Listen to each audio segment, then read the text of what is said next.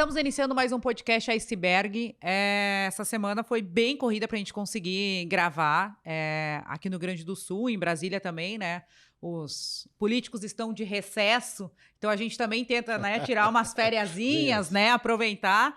E aí, com Brasília estando de recesso, né, conseguimos conciliar as agendas, porque tem filho na escola que tira férias e volta, né? Eu, como mãe, também tenho. Inclusive, minha filha hoje participa aqui com nós. Não tá aqui agora porque ela gosta de olhar Netflix, né? Não é o passo dela. Todas gostam. Não é o passo dela política. E aí, veio de Brasília hoje, estamos recebendo, né? Coronel Paulo Mendes. Muito obrigado. Seja muito bem-vindo.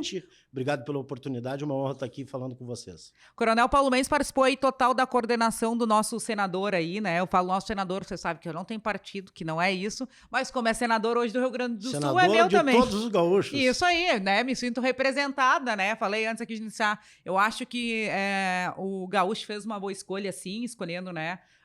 O Mourão, falo da finese dele, do trato dele, né? Dei um exemplo, falei, eu sou que nem o Mourão, eu não bato onde eu comecei.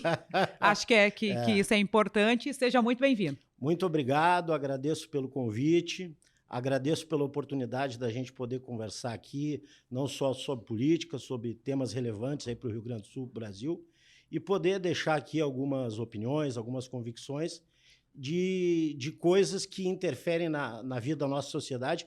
E para a gente que tem filho pequeno, como eu falava há pouco, o que a gente vai construir para essas crianças para deixar um país melhor para elas? Bem isso.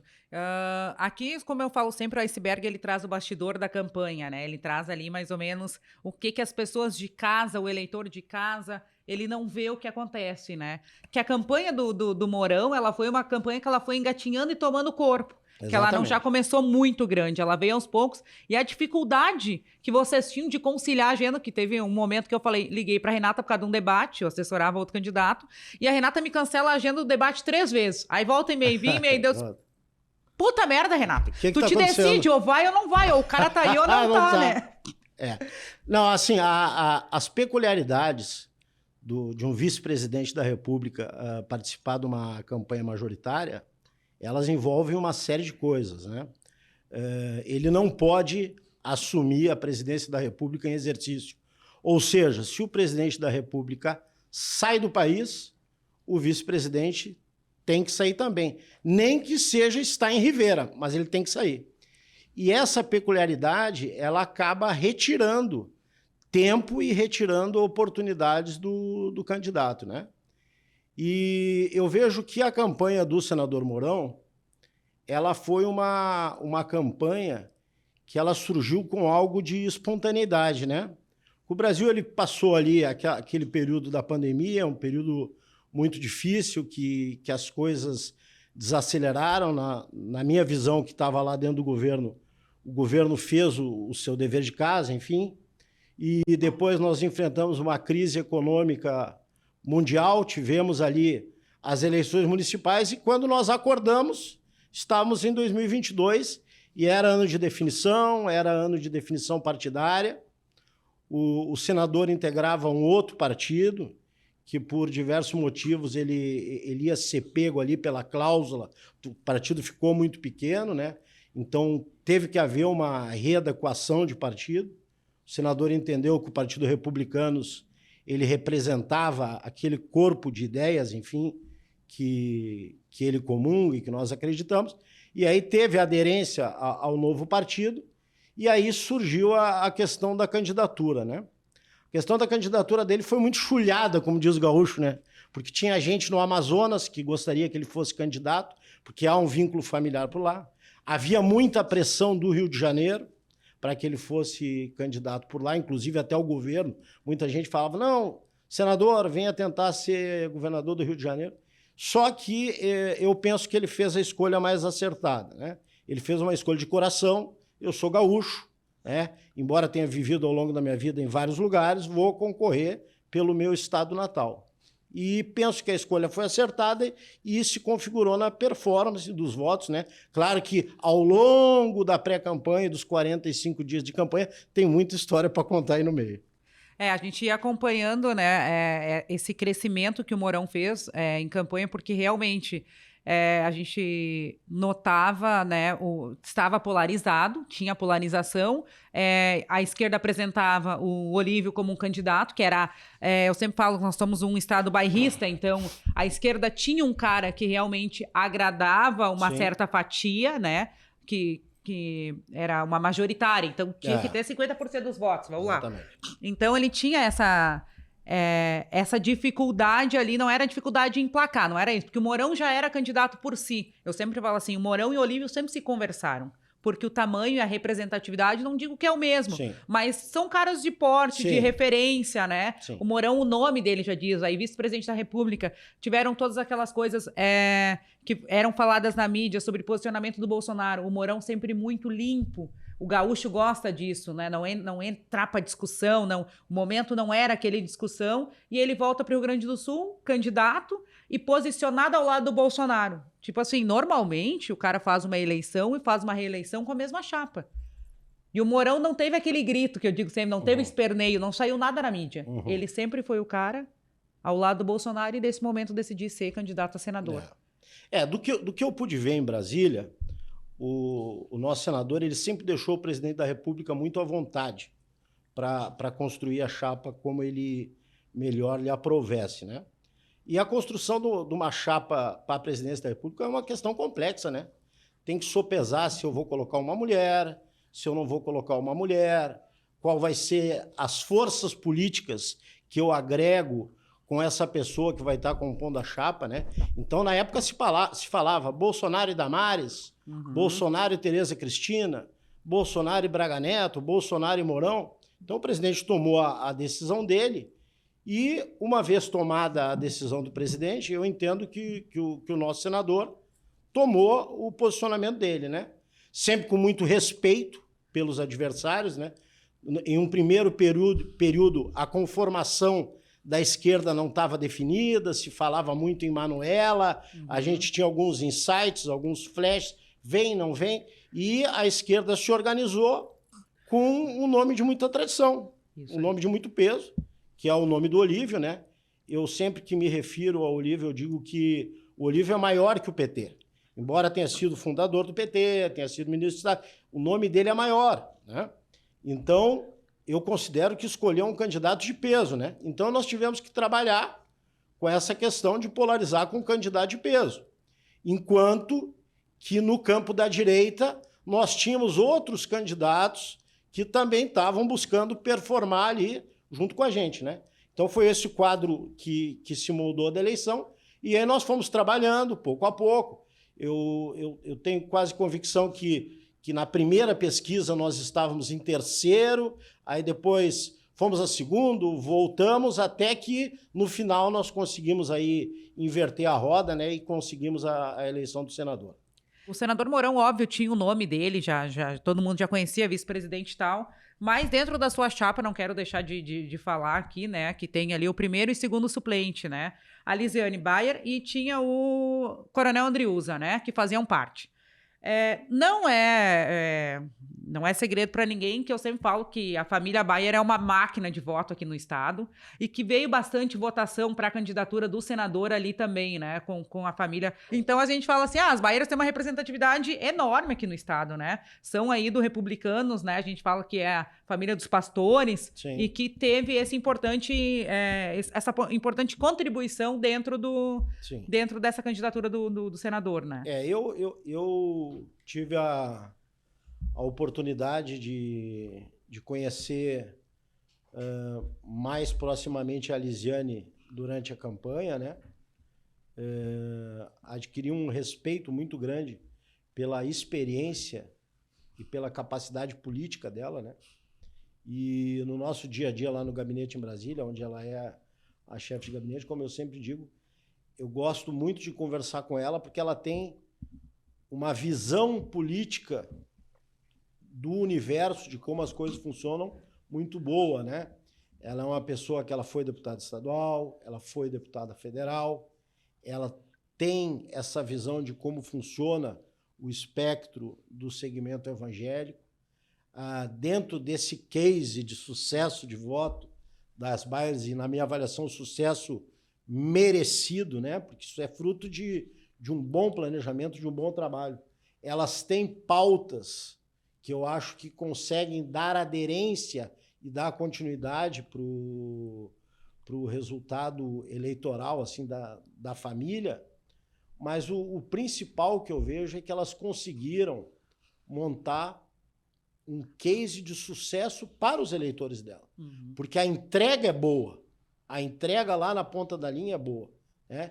E isso seria o ideal para todo político, né? Para todo político. Ah, eu vim da cidadezinha lá, no meu caso, nasci em Erechim e me criei em Lagoa Vermelha. Ah, tá, pô, vou melhorar o hospital de Lagoa Vermelha, vou melhorar a creche, vou melhorar a escola.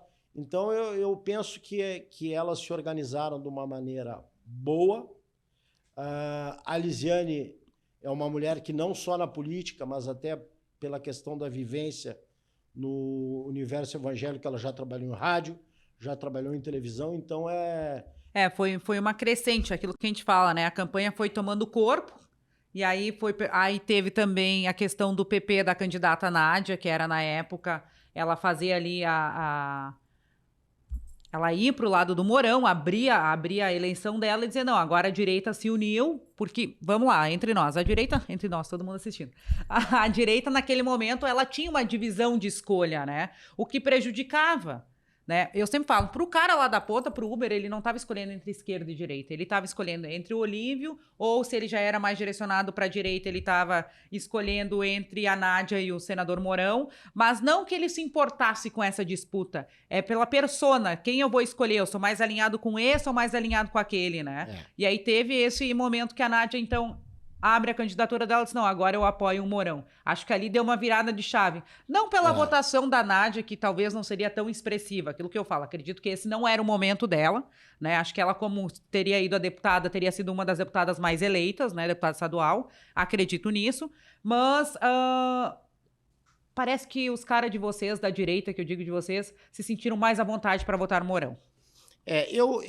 Quando eu pisei aqui em Porto Alegre, assim, que eu posso dizer, para efetivamente ficar até a eleição, a gente andava em Porto Alegre, andava no Rio Grande do Sul, e a primeira percepção que eu tive é que o gaúcho buscava quem é o candidato do Bolsonaro.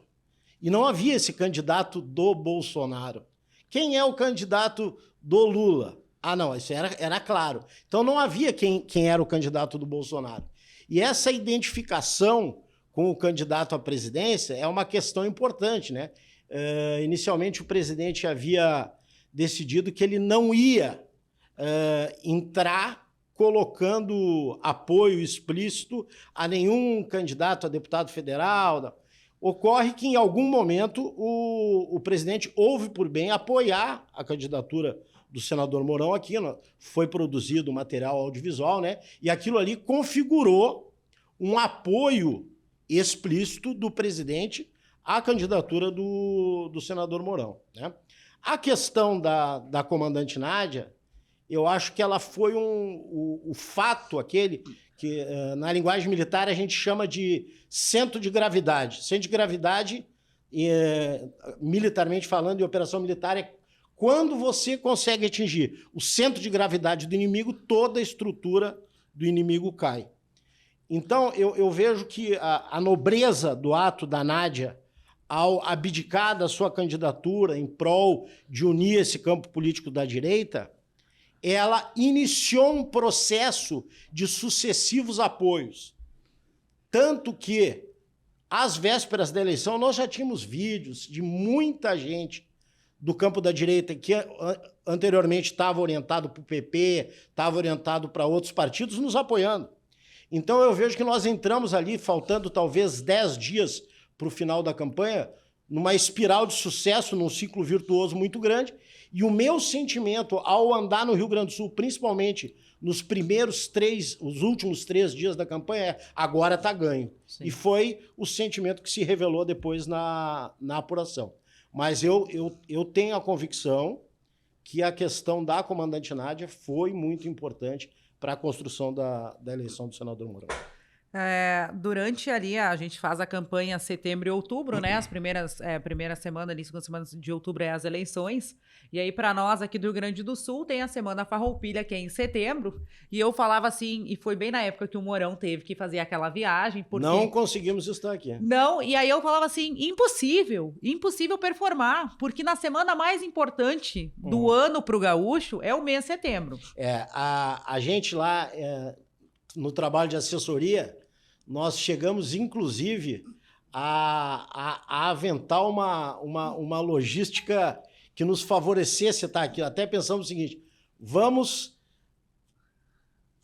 fazer uma viagem para o Uruguai, vamos deixar o avião no aeroporto de Rivera, de maneira que a hora que o presidente entrar no espaço aéreo brasileiro, a gente decola e vem para Porto Alegre. Sim. Mas aí acabou que isso aí não é uma conformação somente com orientação política, né?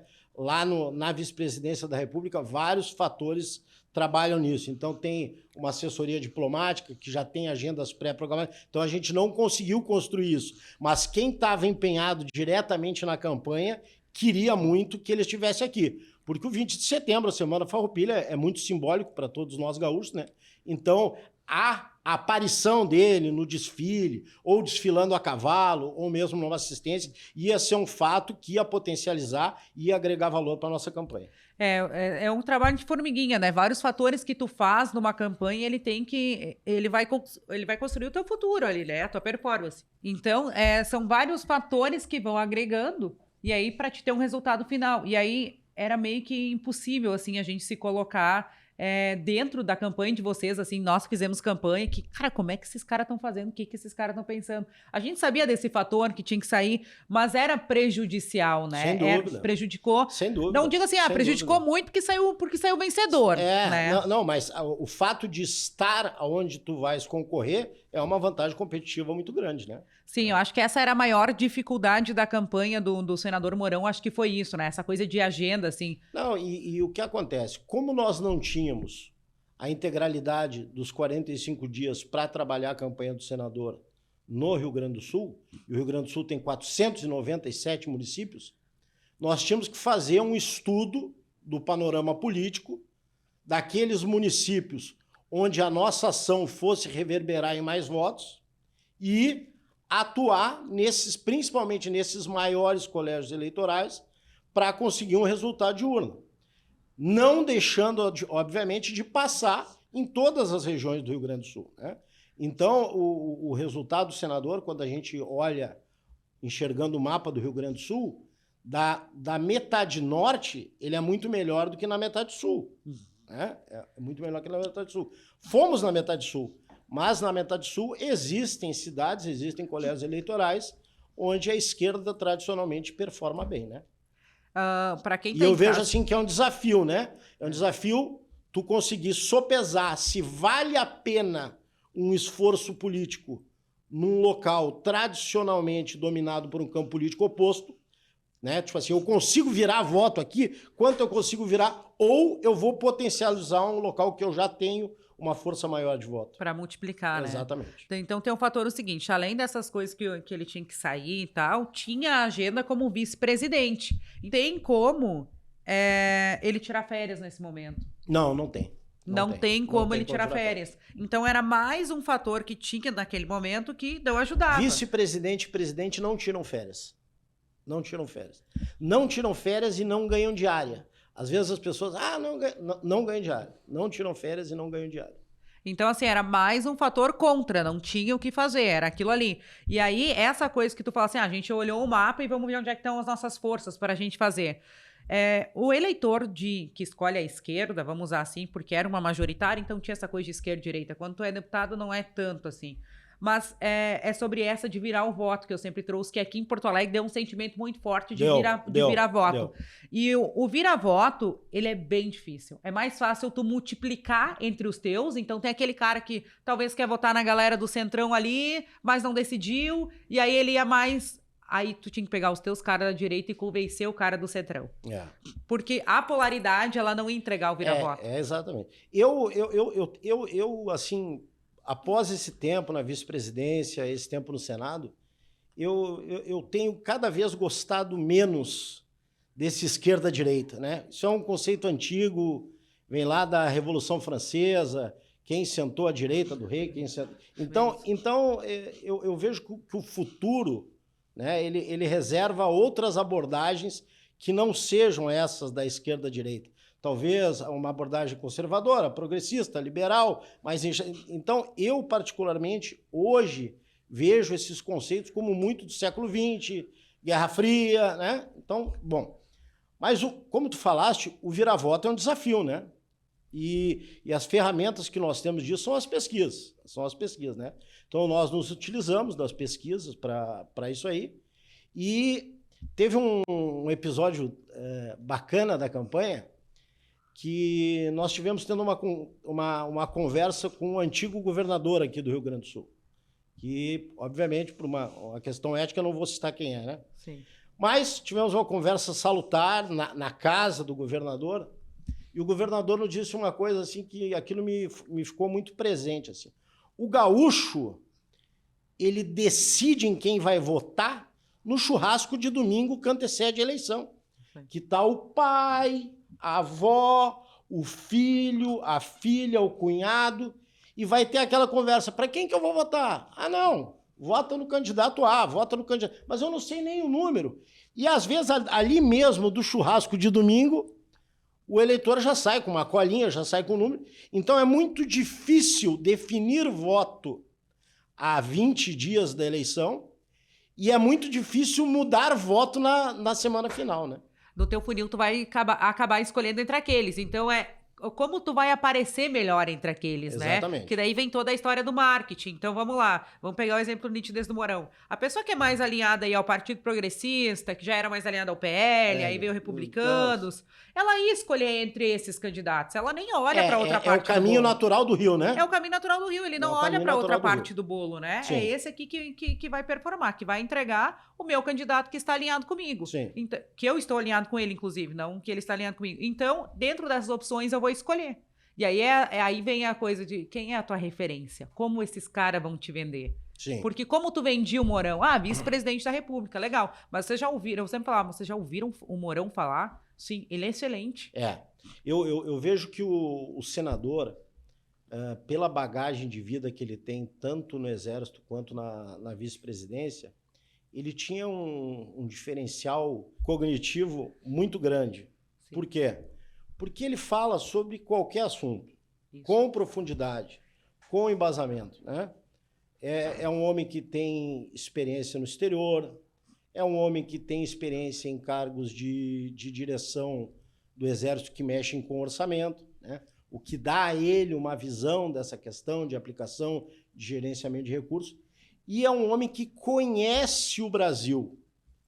Então, um candidato para uma majoritária nesse nível de presidência e vice-presidência da República, já assim, tentando enxergar alguma coisa para 2026, ele tem que ser um candidato que seja vendível no Brasil. Isso aí. Né? Ah, eu tenho um ótimo nome aqui na região sudeste. Esse cara está fazendo um baita governo, baita não sei o que, um baita gestor. Será que esse nome vende no Nordeste? Será que esse nome vende no Norte? Né? Historicamente, tem um ditado aí que diz que no Brasil, quem ganha em Minas ganha eleição. Né? Eu não sei se isso é uma absoluta verdade, mas para 2026, o panorama assim, para o campo da direita, ele tem essa interrogação. Né? Qual vai ser o nome que a direita vai conseguir que seja ofertado em nível Brasil, não só em nível Sul, Sudeste e Centro-Oeste? Até porque essa magnitude desse campo, né, ela hoje ela não está definida, né? Nós temos lá em Minas Gerais, né, inclusive, que Minas Gerais já fez muitos presidentes, e o Rio Grande do Sul também já entregou uma boa parte, né? Depois tinha ali a República do Café com Leite, que daí performava São Paulo e Minas Gerais. Mas nós ainda estamos atrelados a essas histórias. Porque hoje a gente tem um representante em São Paulo que é do Bolsonaro, né? que é o governador lá. Então, assim, Meu contemporâneo de academia militar, eu me formei em 95, o Tarcísio se formou um ano depois, em 96. Que eu acho um excelente... baita cara. Isso, que eu acho que é um cara, assim, agora eu não tô falando se eu gosto... Gestor, baita amigo, unanimidade na turma, muito antes de ser político, competente, humano, cara chão de fábrica, vê a obra, vê a viga, vê o trator. Né? Então é um nome que vem... É um nome. Isso, é um nome que hoje está na roda de conversa. Mas claro que ele é um cara totalmente centrado, está sendo muito bem avaliado como governador.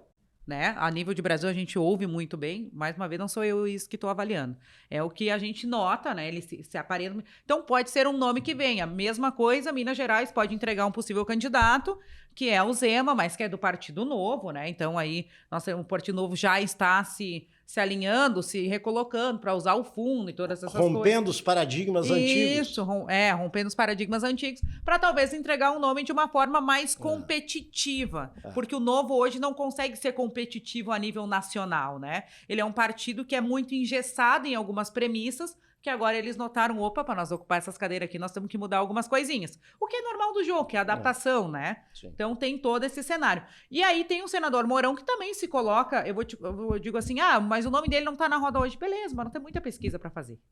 Tem muita coisa que possa apresentar. Sim. O nome do senador, ele veio na outra eleição lá em 2018, quando ele foi eleito, o senador Mourão, politicamente, para nós aqui do Sul e para toda a região, com o Bolsonaro, só existia Bolsonaro. Sim. O popularismo e um cara mais centrado, mais organizado, que é o Mourão, que fala com o empresariado, que fala com o militar, que realmente quem conversava, eu sempre falo assim, ó, a gente podia ver o espectro do que estava acontecendo. Quem conversava com o militar era o Mourão. Ele era a referência. Eu vejo que todos esses nomes que tu falaste, eles são nomes aí, referências na República no campo da direita, né? Tem um outro nome aí que a gente não comentou, que se chama Ronaldo Caiado. Na minha avaliação, ele vem fazendo um trabalho formiguinha para construir, estar num patamar, né? Eu sempre digo assim, estar na prateleira para ser usado. Se vai ser usado, é outra questão, né? Mas faz uma construção política para estar em condições. Mas realmente tem muita pesquisa, tem muito tempo. Eu tenho uma convicção, fruto do que eu observei no período que eu estava no governo, que o resultado das eleições municipais, eles vão dar uma leitura para a direita de como ela está a situação, como essas forças políticas estão se comportando, né? Veja assim que na mídia a gente nota o seguinte, que o PL ele está muito preocupado em performar bem prefeituras em todo o Brasil. E eu penso que vai performar. Então, isso aí já é um senhor indicativo, porque o voto está onde? O voto está no município, né? O voto está no município. Então, se a direita performar bem em 24, e o governo de turno, o governo Lula, continuar olhando no retrovisor e não governando, ficam montadas as condições para a direita voltar em 2026. Saiu um estudo agora, esses dias aqui no Rio Grande do Sul, que um dos partidos que mais cresceu foi o PL com executivas e depois acabou com o número de filiados também. Aí partidos tradicionais como o PDT ainda são maiores, MDB no Rio Grande do Sul, mas foram decaindo, né, o número de filiados e tem essa transição ali que as pessoas começam já a escolher, ficou mais popularizado sobre os partidos para poderem escolher. Eu acredito que nessa eleição aí municipal de 2024, o PL vai fazer muita prefeitura.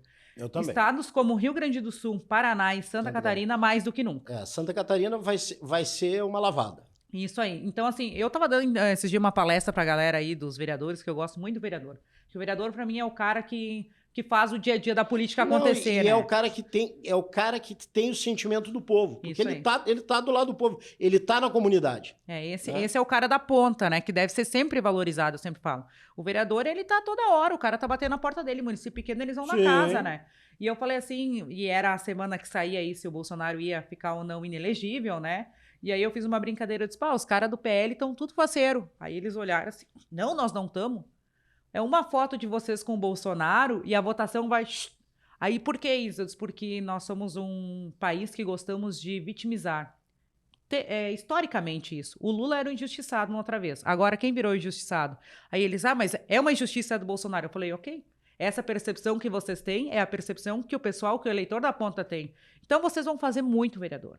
Vocês vão fazer muito prefeito. Vai ter muita prefeitura do PL. Porque existe um injustiçado perante uma fatia da sociedade. Sim. E não estou aqui julgando se é ou não é. Estou dizendo que isso é um atributo da política. Sim. E que ela vai entregar. Eu sou um camarada que eu sempre gostei, assim, na minha vida militar, quando eu estava na vice-presidência, eu sempre tive lado, assim. Eu sempre tive posição. Eu não gosto da situação de ficar em cima do muro, né? Então, assim, o que está sendo feito hoje com o presidente Bolsonaro, para mim, não tem outro nome que não seja perseguição política com ferramentas do judiciário. Bom, essa é a minha convicção. Sim. Bom, tirando isso, e migrando para o marketing, trabalho de imagem, quando consegue se construir um case de apoio, você cria um mártir. E quando você cria um mártir, você tem adesão das pessoas. Né? As pessoas aderem pelo coração, aderem pelo sentimento, né? E aí você faz voto. É isso aí. Então, assim, eu terminei, me chamaram vereadores depois de palestra e mas tu acha que eu tenho que ir pro PL? Eu falei, não é isso, porque depois os partidos vão dizer que eu tô tirando PL. Eu estou dizendo que quem está no PL, talvez o 24 tenha uma situação mais confortável para concorrer. Tu sabes que tem dois termos, assim, em política que eu comecei a trabalhar, assim, mentalmente, até escrever alguma coisa. Um é a tal da realpolitik e o outro é aquele termo que foi cunhado de boa política, né? Uhum. Realpolitik é um termo que ele designa que a pessoa tem que entender a política com todas as forças que permeiam ela, inclusive as subterrâneas. Então essa é a política da articulação, é a política dos bastidores, é a política do acordo, é a política real. E aquela pessoa que se propõe a trabalhar na política, se propõe a ser político e não consegue perceber o funcionamento da realpolitik, não quer dizer que ele vai aderir comportamentos a isso, mas perceber o funcionamento, ele fica alheio à realidade das coisas. E a boa política, aí eu acho que quem faz é a pessoa. É a pessoa. Eu, na vice-presidência, eu tive a oportunidade, principalmente, de estudar muito a documentação e os estatutos dos partidos de esquerda. O que estava escrito lá, né? Então, ia lá no PSOL, ia lá no PCO. Então, quando você olha o que está escrito lá, qual é a proposição partidária, você fica apavorado. Porque a proposição partidária está escrito lá que ela é favorável a uma perpetuação no poder, ela é favorável a uma ditadura do proletariado, ela é favorável ao Estado encampar a iniciativa privada, que são percepções socialistas lá do século XX, lá da Guerra Fria, que não se aplicam mais a um país do tamanho do Brasil em pleno século XXI. Né? Só que, no documento, é o que está escrito, é a proposta do partido. Então, hoje, quando alguém vai entrar em política, querendo fazer boa política, a primeira coisa que eu diria é o seguinte: vá ver quem são as pessoas que integram tal partido, quem é ficha limpa, quem tem uma trajetória e qual é a proposta do partido, né? São percepções que as pessoas não têm, né? Eu sempre falo, essa é um macro, tá? Para a presidência, para o Senado, para uma prefeitura como Porto Alegre. O cara que está lá no município pequeno, lá na ponta, ele é convidado para entrar no partido por aquelas pessoas que estão no partido. Isso que tu falou, quem está nesse partido, Sim. Quem participa. Eu tenho certeza que a maioria dos vereadores nunca leu o estatuto do seu partido. Eu tenho certeza. Nunca leu. Mas assim, tu veja como é complicado esse negócio de não ler, né? Principalmente para o homem público. Homem, a mulher pública. Né? Vamos para a reforma tributária agora. Como é que um texto daquele tamanho passa em questão de horas, sem que os parlamentares pudessem olhar, formar um juízo de valor, sopesar com as suas assessorias? Então, isso na minha avaliação, não é o mais adequado, né? Tanto que agora, no Senado, a expectativa da população, eu digo assim, da população de bem, é que se olhe lá para a reforma tributária e coloque os ajustes necessários no texto, né? Essa reforma tributária, ela peca em 3 grandes pilares, né? Então, redução da carga tributária, ela peca nesse pilar. Ela tira capacidade tributária dos estados e dos municípios, então ela mexe no Pacto Federativo. E eu não estou convencido, particularmente, que ela simplifica impostos, que ela deveria simplificar. Então, o compromisso do Senado, isso eu falo como cidadão, hoje é trabalhar nessas 3 vertentes. E o senador teve ali uma voz, eu vi uma entrevista dele falando sobre isso, né, se posicionando, que é também o que o Rio Grande do Sul, né, espera do seu senador, né. Eu falei um negócio aqui no bastidor antes, que eu tenho um apreço pelo trabalho pelo senador Reis, eu acho que ele é um cara trabalhador, super honesto. Gosto muito e respeito muito o senador Reis. E eu acho que ele é um cara que mandou aí mais de 3 Baita representante gaúcho. Isso aí, então ele pensa no Rio Grande do Sul, mandou mais de 3 bilhões para o estado, e quando chegou a campanha ele não tinha uma representatividade disso, né? Faltou isso para ele na campanha de governador, sim, infelizmente. E eu vejo o mesmo score do senador Mourão se posicionar, ter esse posicionamento, né? Que ele trouxe desde a campanha isso, sim, né? Sou posicionado, sou alinhado com isso, não sou alinhado com aquilo. E nos debates eu trazia isso, né? Como o senador Mourão, ele sabia falar realmente o que tu falou, ele conhece todos os assuntos. E ele não conhece só a superficial. Ele tira o assunto, assim, ele pode passar horas falando, tanto que eles diziam que o tempo dele esgotava, né? Sim. Vamos agora para um assunto da atualidade. A Barbie. Filme da Barbie. Né? A gente vai aí nas redes sociais e vê diversos comentários. Não, porque a Barbie tem uma cena com a criança desmontando a boneca, batendo a boneca na cabeça, porque tem uma personagem que tem uma questão de gênero, porque a Barbie, porque não a Barbie.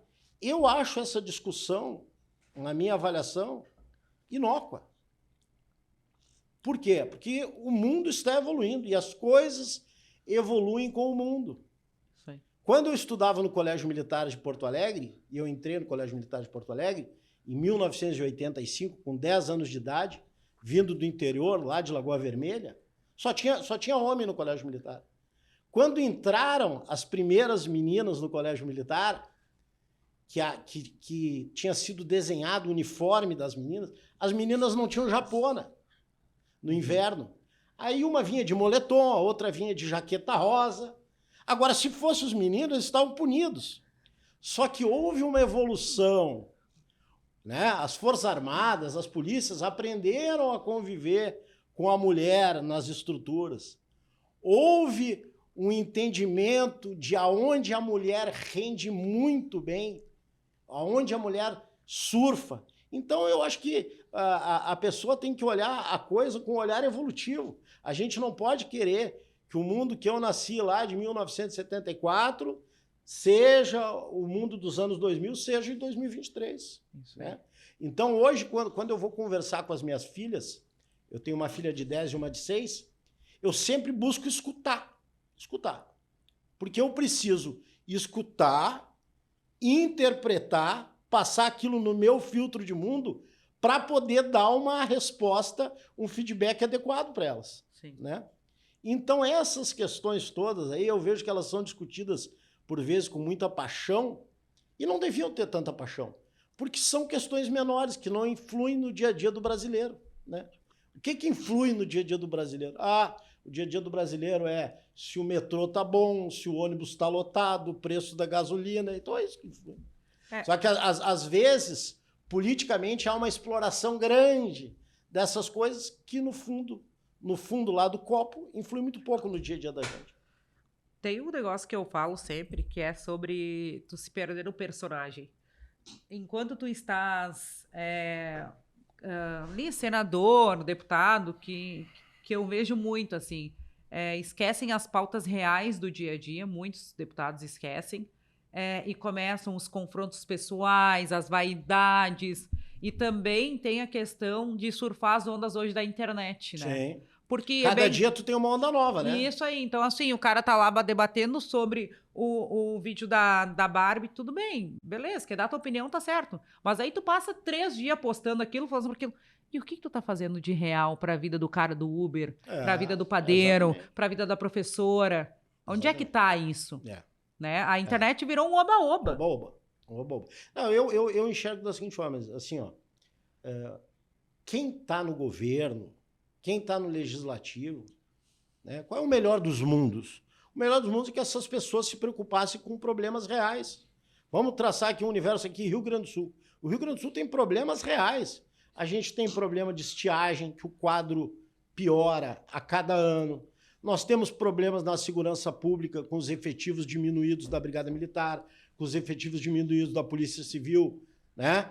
Temos problemas nas questões penitenciárias. Na questão da saúde, tem aí o caso do IP, que é um caso complicado, que envolve milhões de pessoas, envolve uma gestão de recursos. Nós temos a questão das nossas estradas do Estado, que várias delas estão sucateadas, né? Nós temos a questão da educação, teve essa polêmica aí sobre escola cívico-militar e coisa e tal, que eu acho que, sob o ponto de vista da polêmica, a exploração é feita errada, porque a escola cívico-militar ela não é para formar soldadinho, é apenas um modelo, Antigamente tinha a escola do padre, a escola da freira, a escola cívico-militar é um modelo. Eu pude ler ali o estatuto e as bases que foi criado e eu acho super interessante e acho aplicável. É um modelo que agrega à proposta pedagógica uma outra proposta de formação disciplinar, cívica de valores com um objetivo só, tornar um cidadão, uma cidadã melhor para o Brasil. Então, quando eu vejo essa exploração do assunto, eu vejo que é uma exploração mal intencionada. Porque se tu é pai, tu é mãe, tu vais matricular o teu filho no melhor que tu puder. Qual que é o melhor? Para mim o melhor é essa escola estadual porque é perto da minha casa. Joia! Qual que é o melhor? Não, eu gostaria que fosse nesse colégio de freiras, porque é isso. Então, o que eu digo é o seguinte, será que é só revanchismo do governo? Não, tem o nome militar, eu não dou dinheiro, eu quero acabar? Esse é o meu sentimento. Mas quem perde? Quem é a vítima? A vítima são, se não me engano, 120 mil crianças no Brasil. Bastante coisa. São vítimas reais da discussão política, fisiológica, no assunto errado. Sim. Tem um negócio que as pessoas não desconhecem, que eu sempre falo, que é sobre viver em comunidade e viver em tribo. E aí eu me peguei essa semana pensando nisso, porque faz tanto tempo que eu li sobre isso, eu pensei, cara, e a gente tá vivendo isso. Enquanto tu vive em comunidade, tu vive com as pessoas que não pensam igual a ti e tu consegue achar um meio termo de conversação. Quando tu quer viver em tribo, aí tu vive só tu e os mesmos pensantes. E quando alguém pensa diferente, é excluído daquela tribo. Morto, esquartejado, sei lá, eliminado, vamos falar assim. Então, as pessoas têm que entender que viver em comunidade é viver se adequando. Quanto que tem a violência, nós como pais, como as violências estão nas comunidades, e tem escola do município dentro da comunidade, tem escola do governo na comunidade. O que custa de ter, né? Para quem não conhece, para quem não sabe, não leu ainda aí, o Rio Grande do Sul pegaria ali os militares aí, a polícia ali, brigadiano, não é polícia, né? Porque é polícia civil. Já aposentados, colocaria lá para fazer, né? A criança chegava, parava na fila, como era muito tempo atrás, né? A escola militar sempre faz isso, mas os colégios hoje não fazem. Então, para na fila, entra, faz a chamada antes da professora. É isso que diz esse código. Sim. Ele não diz assim que tu vai sair ali raspando a cabeça e batendo continência. Não é nada disso. Um policial está ali no pátio acompanhando, recebendo o teu filho. Quer segurança maior do que isso?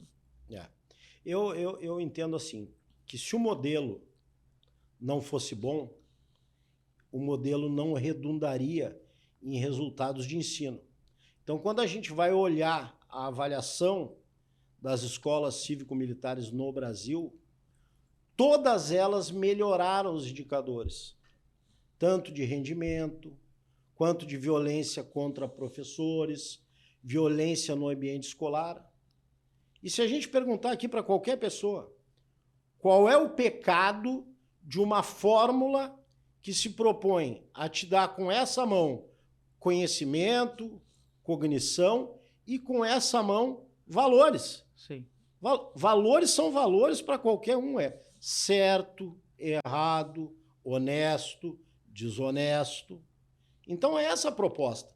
A proposta é agregar naquele período que a criança está na escola uma formação cognitiva e uma formação de valores. Eu pude ler todo esse estatuto e me aprofundar, e eu achava interessante que tinha um déficit aí do início da aula, que os alunos aí perdiam 10, 15 minutos na confusão até que o professor começava a dar aula. E aí, tendo a escola cívico-militar ali, a prática dela, o aluno ganhava... esse tempo. Se ganhou esse tempo, porque eles já estavam... Então, assim, os pais... por isso que eu falo, isso acaba sendo uma disputa total de vaidades. Claro. Porque os pais estão satisfeitos. Quem tem os filhos... E eu me lembro que aqui no Rio Grande do Sul, quando começaram lá a colocar as escolas militares, tinha pais que ligavam para prefeituras para pedir quando é que vai ser aqui no nosso município que eu quero pôr o meu filho. Outra coisa, a gente faz consulta pública por tanta coisa. Isso aí. Por que não foi feita uma consulta pública disso? A gente faz, às vezes, consulta pública por coisas, na minha avaliação, por vezes até fúteis. Isso é uma coisa relevante, é uma coisa que envolve o futuro de milhares de crianças. E não foi feito, né? Agora, lembrando desse negócio que tu falaste de comunidade e tribo, isso é um negócio interessante, né? Eu enxergo que cada vez mais as pessoas sabem que o bom é viver em comunidade, mas se apegam às coisas de viver em tribo, né? Isso aí. Uma coisa que eu estou formando, assim, um juízo de valor muito, muito sólido, assim, dessas experiências de vida que eu tive, é o seguinte, que tu pode estar em qualquer campo político, mas tu tem que ouvir, tu tem que conversar, porque é na conversa que tu vais perceber argumentos bons, e é na conversa que tu vai construir o diálogo político, né? Se a gente conversasse mais em qualquer esfera política e desse espaço para a conversa, inclusive a aprovação dos textos ia ser facilitada, porque a gente ia conseguir chegar num texto de consenso que agregasse a todo mundo. Mas eu vejo hoje que as pessoas elas estão obliteradas por alguma coisa de fanatismo. E aí só enxergam aquela coisa, não querem conversar. Então a gente tem que voltar a conversar.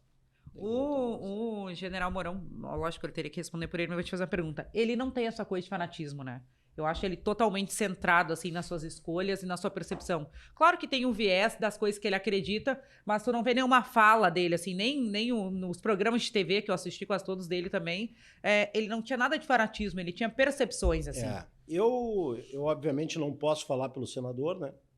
Mas eu conheço o senador há muito tempo.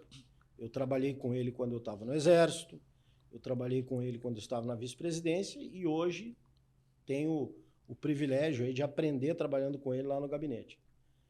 E dessa convivência com ele, a leitura que eu tenho, e eu digo de novo, eu aprendo com isso, é o seguinte, que a gente tem que conhecer um tema para discutir o tema com propriedade.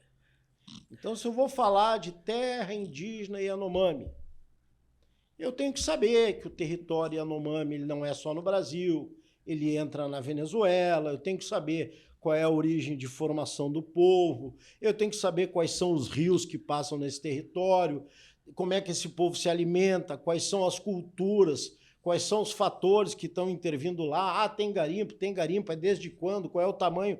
Então, quando a gente tem conhecimento, a gente consegue discutir em alto nível.